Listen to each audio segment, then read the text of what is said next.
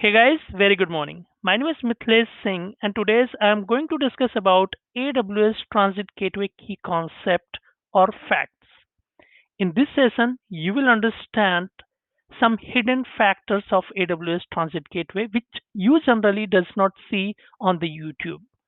Okay, this session will help you to increase the knowledge or enhance the knowledge related to the transit gateway, and you will be very good while you are attempting any interview. You can clear the interview and you can give the better information about the transit gateway when you are interaction or discussion with any interviewer. So the first thing, what is Transit Gateway? It's a virtual cloud router, or you can say it's a virtual cloud network hub for your virtual cloud environment. You can connect multiple VPC with your Transit Gateway, and you can also establish a connection with your on-premises. So there are two ways to establish the connection. Either you use the static VPN, your old traditional, or you can use the AWS Direct Connect. So either way, right? You can use and establish the connections. The other most important part, each new connection is only made once. What does it mean? If you want to establish the connection from this VPC to any other VPC, what you have to do is you have to establish a connection with your transit gateway once at a time. And then you will be able to communicate any of the VPC. And same thing happen with your on-premises connections or network as well. Once you set up the connection with your transit gateway from on-premises, either with your VPN connection, old traditional, or the direct connect, right? Once you've done the connections, you will be able to connect all the VPC whatever attached with your transit gateway. Data is encrypted.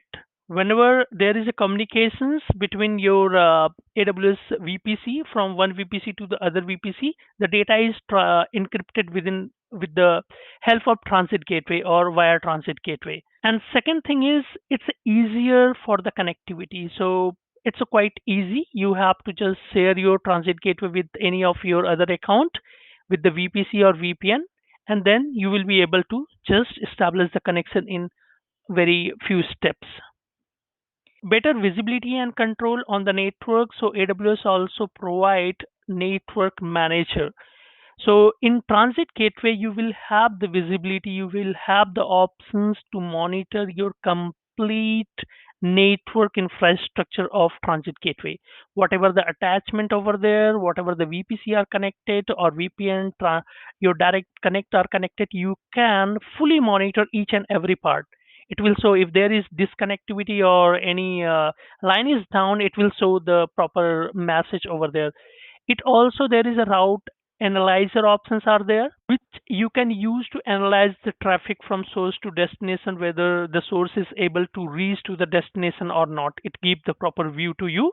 I'll cover this in our network monitoring part.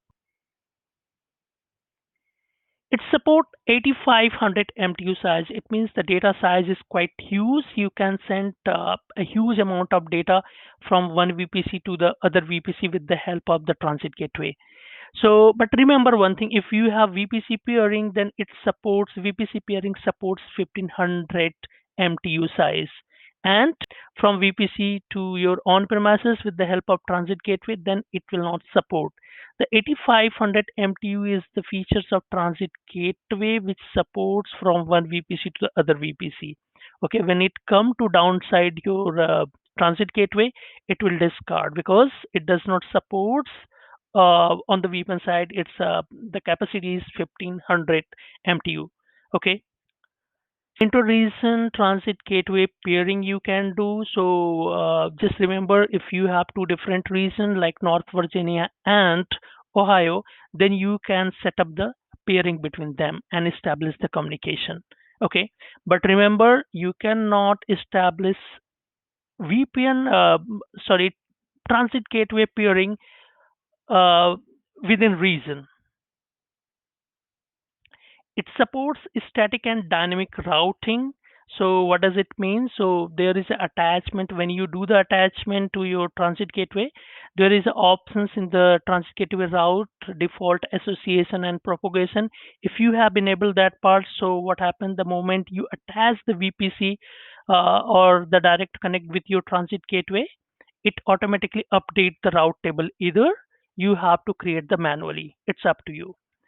Inter-region VPC peering attachment between transit gateway do not support route propagation. It means if you have the transit gateway interconnection between two transit gateway, then it will not support the dynamic route table. You have to create the route manually. Next, it supports 5,000 attachment with your transit gateway. Maximum bandwidth of the transit gateway is 1.25 gigabits if you establish the connection from your transit gateway to the VPN. So next, 50 gigabytes connection from transit gateway to VPC and direct connect, or from one transit gateway to the other transit gateway if you have paired it. So I want to let you one more thing before closing the session. So regarding the dynamic route table routing, so AWS Transit Gateway update the route dynamically, right, when you attach any VPC. So it uses the AWS API call to do the association or create the dynamic route table. But when you attach direct connect with your transit gateway, it uses the BGP protocols to create the dynamic route in your transit gateway route table. So guys, that's it for today, and I hope you enjoy the video.